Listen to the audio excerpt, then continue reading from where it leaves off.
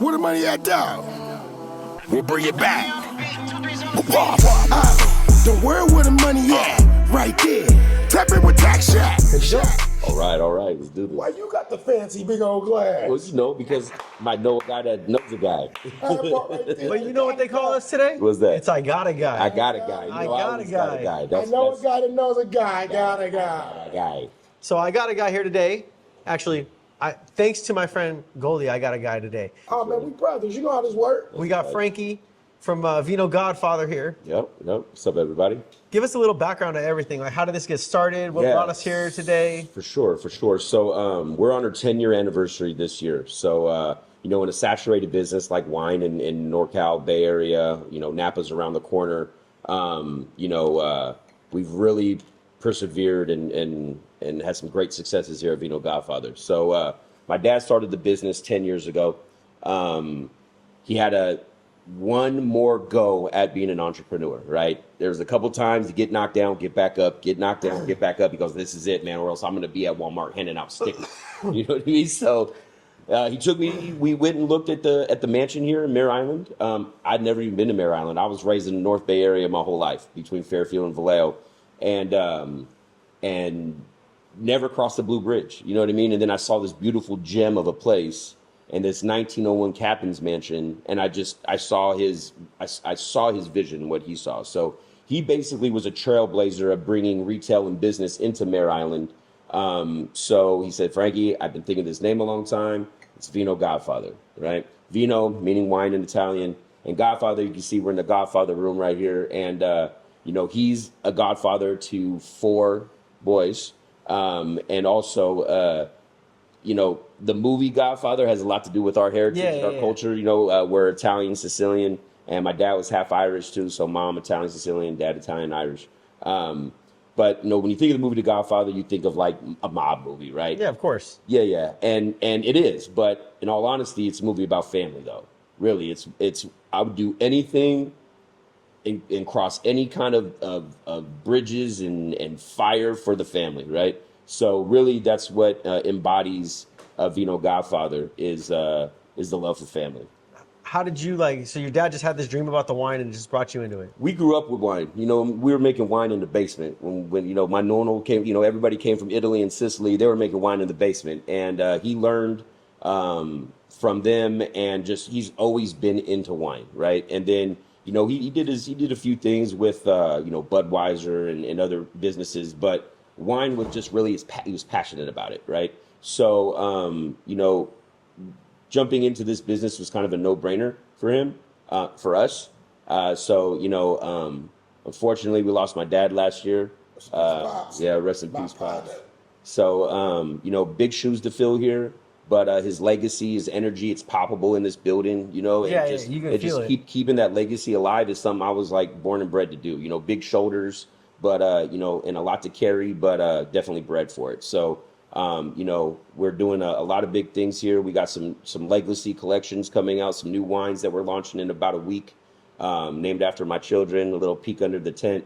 We have a Miranda Bubbles and a Carlo Cabernet, nice. Along with some of my dad's favorite stuff with some really cool labels. So yeah, really, man, it's just it's based off of passion for the juice, and in all honesty, like it's all about the family, right? I said it before, but really our families are patrons. You know what I mean? When you come in here, you should feel like you've been here for 10 years. Well, I walked in, you were sitting on the porch like you were family with somebody. I didn't know who you were, and it was like you got up, you came up, you said what's up to us. It feels like family. That's the vibe. It should feel like home every time you come here, and that's why I believe in our success is based on that. This is a lot of folks in Vallejo's safe space. You know what I mean? It's a place to be and just let your hair down, get away from the world for a little bit in this beautiful gem of an island, So, it's just, it just revolves around our love for and passion for the wine, but our love and passion for our people. And you were telling me how you before we started, how you picked these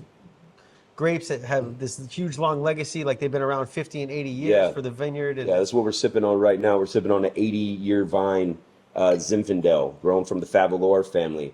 And like I was telling you earlier, like we work with a lot of small batch small, acreage areas where the terroir is perfect. So when you come and drink with Vino GodFather, you're getting Napa, you're getting Sonoma, you're getting Lodi, you're getting Clarksburg, you're getting Suisun Valley, right? Yeah. Instead of being so one-noted, you're going to get, the full terroir of what Northern and Central California have to offer. Word. Let me ask you a question. What's up, man? What was the biggest turning point where it was like, okay, all right, we on to something. It's going to work. It's working. What was that moment like? Because, you hit your patches, but what was the point like, all right? Yeah, we really started hitting our stride when we brought music in, right? Yeah. Right. So every Saturday, sometimes Saturday and Sunday, we start in March and we go all the way through November. We have live music outside. So we built up, the backyard to be a venue, right? So we noticed 100 people come, 150 people come. The next year, 250 people come for certain shows. The next, and now we're booking every weekend. Before it was once a week. See how this works, First it was right? once a month, then it was every 2 weeks. Yeah, that's what I meant. Once a month, and then now it's every week, and folks look forward to it, and they know where to be. So I mean, now like tomorrow, for instance, we have Papa Joe and the New Deal, local family band from Vallejo.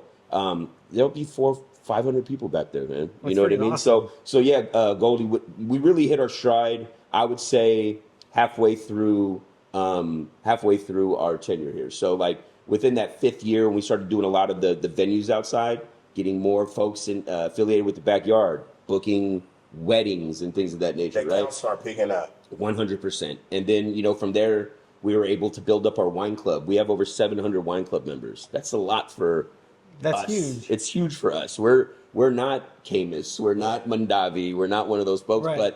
But the thing is that just pays homage to how we treat our people. They want to be part of our family. You know what I mean? They want to be part of the wine club. And you notice, like when someone joins, we're like, hey, welcome to the family. We have like a little family. pop a bottle and have fun, man. So yeah. If that answer, yeah, we've been. But see, the thing is with our business is we've been steadily growing year over year.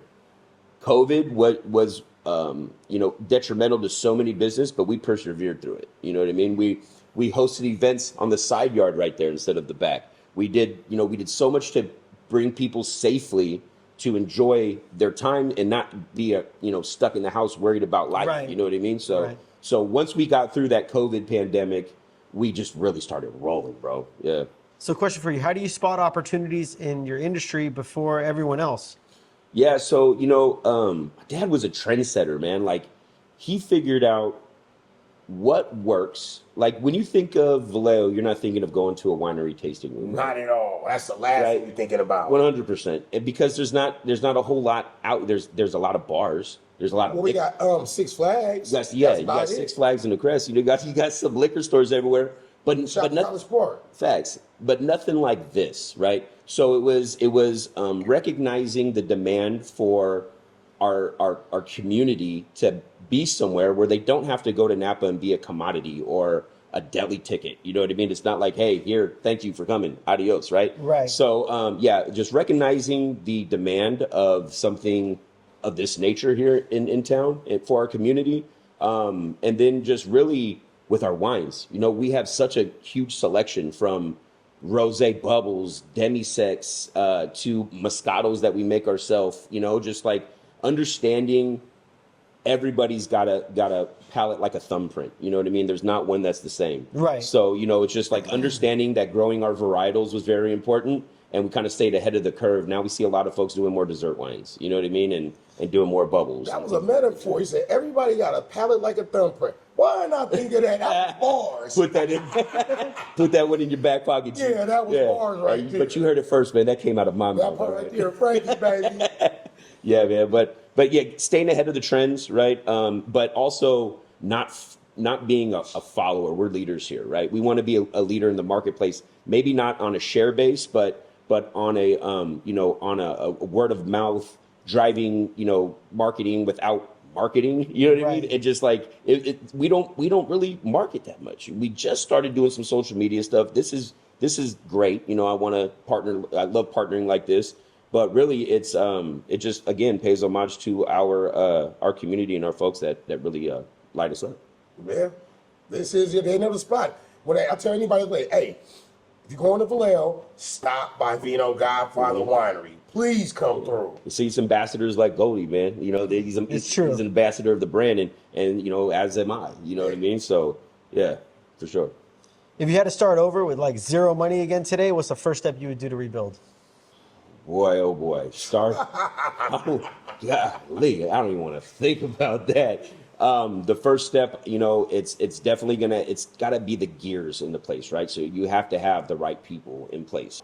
How did you and Pops identify and capitalize on opportunities for the real, actual growth in the community and the community, just the wine community in general? Oh yeah, yeah. So well, let's hit on both of those, right? Because you said community. We take part in all acts of Vallejo, you know, so we're part of the chamber, we're in the Rotary, you know, we network with all the right people. As a matter of fact, we jump started the 707 week.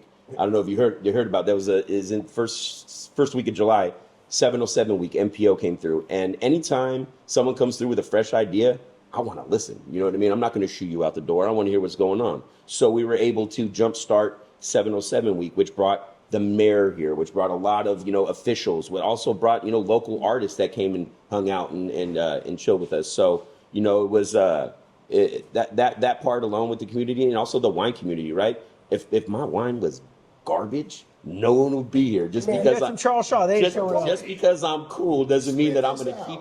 You know, it professes to the 700 plus and growing wine club members that we have because our juice is good. I can test with that and testify with it because everybody who I've brought here, they were like, bro, we didn't know. And it's just sitting right, it's a gem in our face. Like people that's coming from Sacramento, coming from San Jose, flying from out of state. Hey, you know what? I mean, go to? And folks from Colorado, Ohio, they come here and country. we ship the wine out. But also, you know, it's What's like the furthest place of one of your wine club members that shocked you the first time you saw it? yeah, New York, dude. Like I have folks that come and travel to, you know, hit the city and then come to Vino GodFather. You know what I mean? That's got to just bring you a smile to your face. It does, man, because there's so much stuff to do in the Bay Area, and if they find this as their focal point, we're doing something right. That's incredible. That's you know, incredible. and one more thing too, I'm gonna hit on, like, what's most important is educating, right? It's not here, taste this. Is here. This is how we taste it. This is how we smell it. We talked about why is the glass shaped the way it is. It all makes sense. There's a rhyme and reason to all of it. So when folks come in here, and I don't want anybody to feel like you know, embarrassed that, you know, they don't know what cab is like, or, you know, anything like that. So we'll figure it out, man. We have fantastic sommeliers in here with Joey and Tom. They're our tasting room folks, and they know how to hone in on your likes, and we'll give you the best experience you could have here. I used to always get confused with Sauvignon when I was a kid. Yeah. Between Sauvignon Blanc And Cabernet and Sauvignon. Cabernet Sauvignon. Right? I'm like, wait, which one's red and which one's white? Right. Exactly. It's all of that, right? So, you know, it's really us probing and figuring out your likes and to make your experience the best that we could have. What's a business myth in your industry that drives you nuts? And how do you prove it wrong?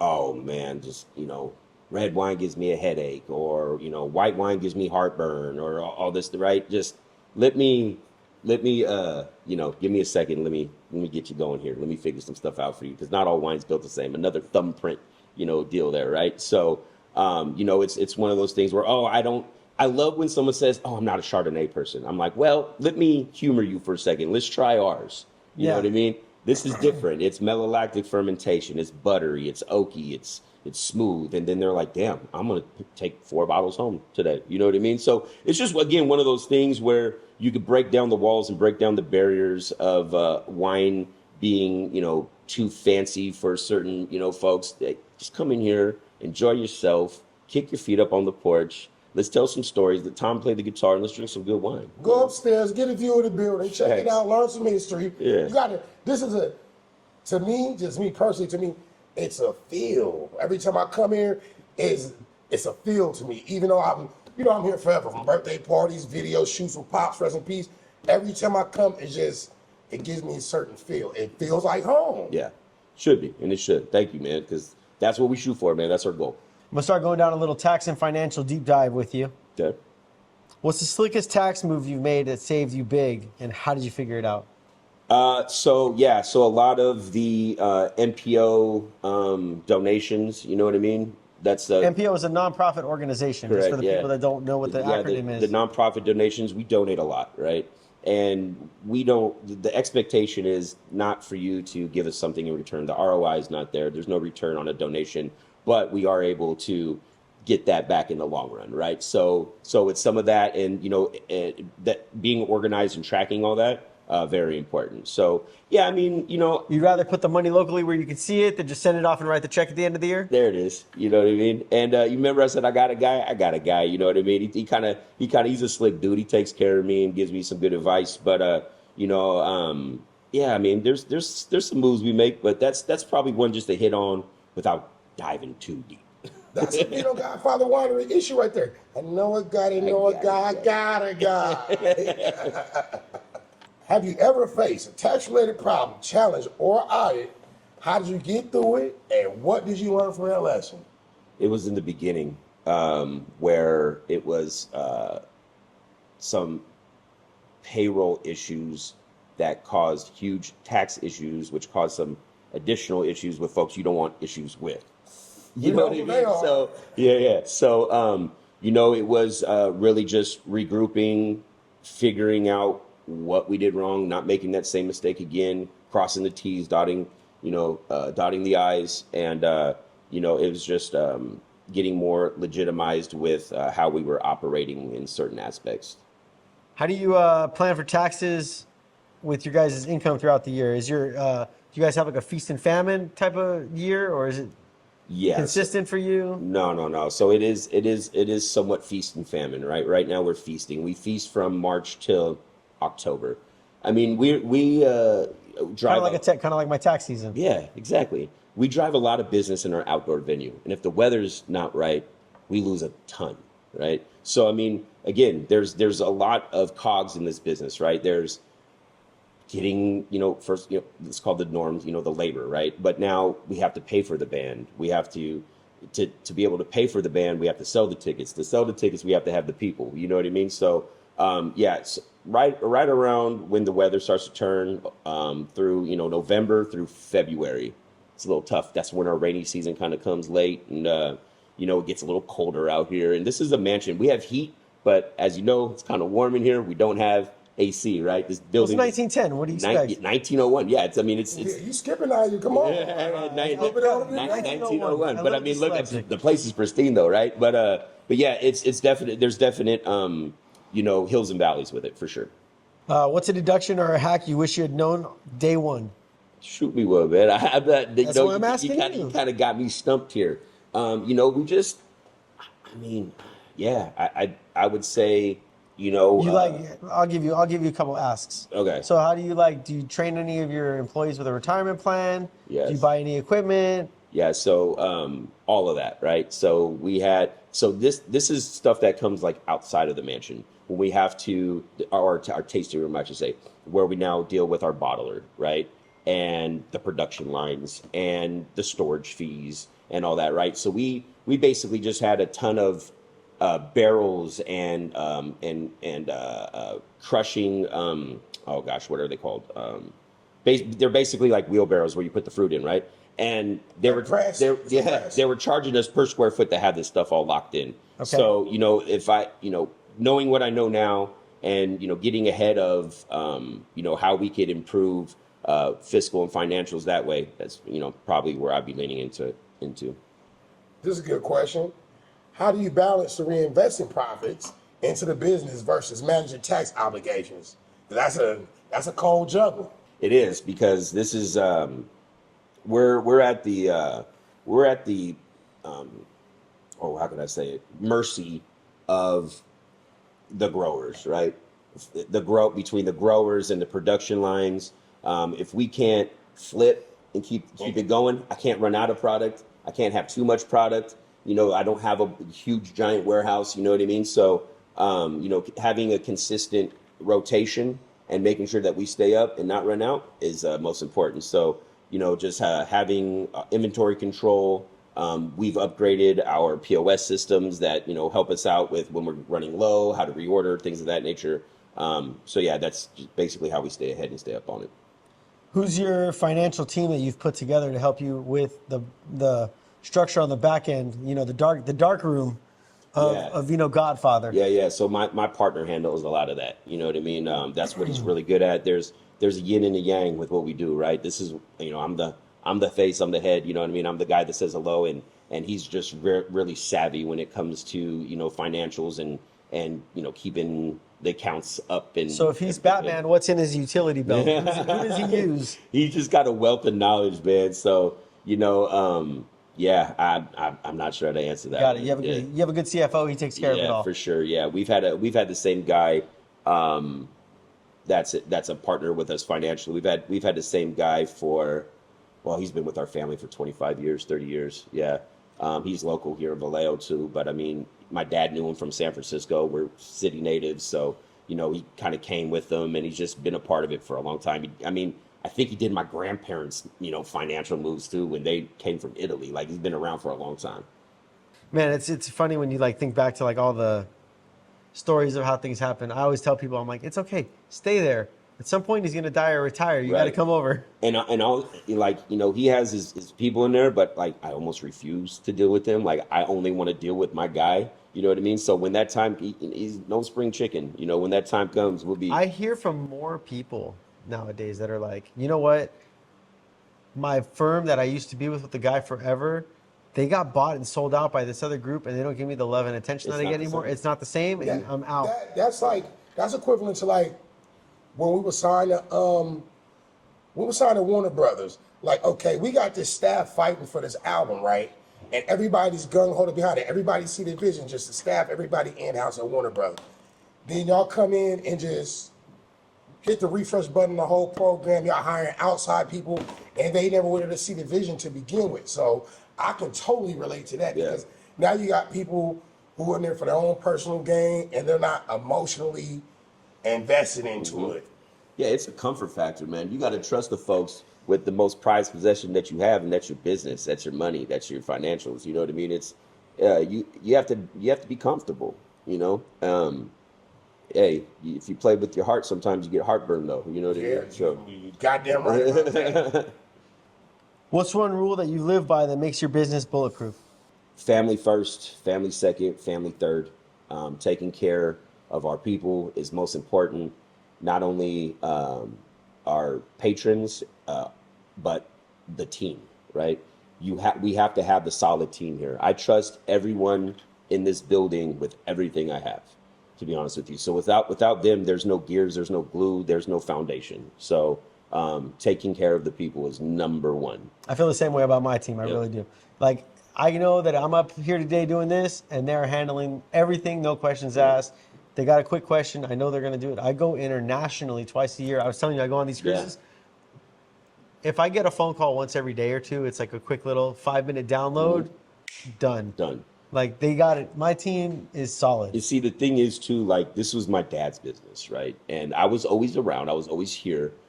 But, Tom and Joe, the guys up front, they've been with my dad since day one.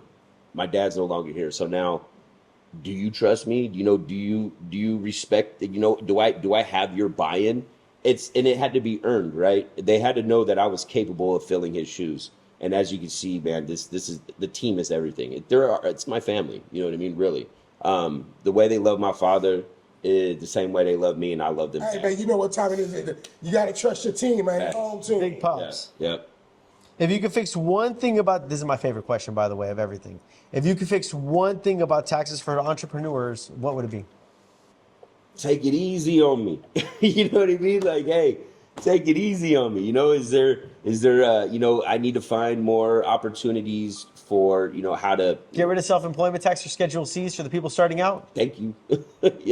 Yeah. Finding those more opportunities to, better the financial stability. It's too hot. It's okay. What's the legacy you're building in your business, and how are you making it happen? Yeah. And this whole that's all I've heard is about it. But tell me about it. Really, just I've been talking about it all day, right? It is the legacy. It's not just a family-owned and operated business. That it's more than profit and loss. You know what I mean? It's more than filling a bank account. You know what I mean? It's providing a space, a place, a culture, community, all that is really what the legacy is about. My dad started it.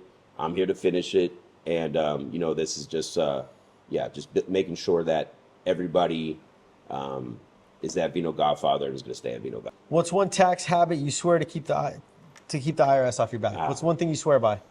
Pay your bills.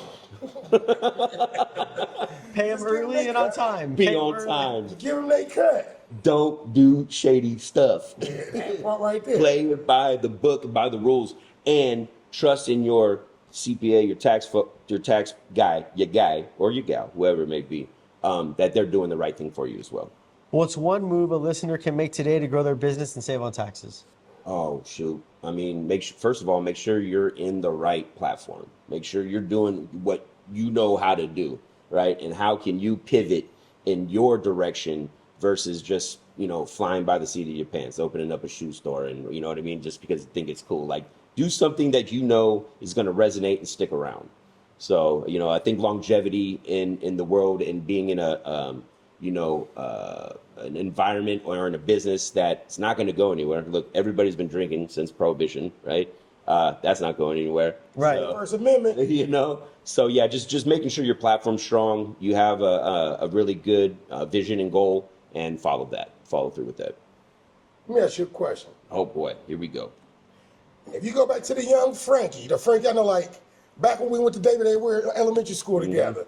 What business advice would you give young Frankie?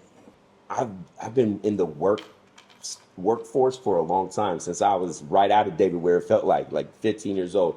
I would tell myself to actually buckle up and go to college, get that degree, and then and get more financial sense to where I didn't have to learn it the hard way. Get more business savvy. I had to learn it the hard way, and I had to learn it through hard work and dedication.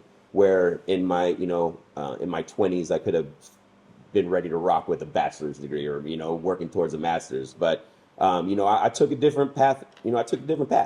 And that's not saying that it was the right one or the wrong one, but that path led to success. So yeah, I'd have definitely dove into more education for sure. Slaying taxes, building empires. I love it, man. That's it. That's what it's all about at the end of the day, right? Oh yeah, for sure.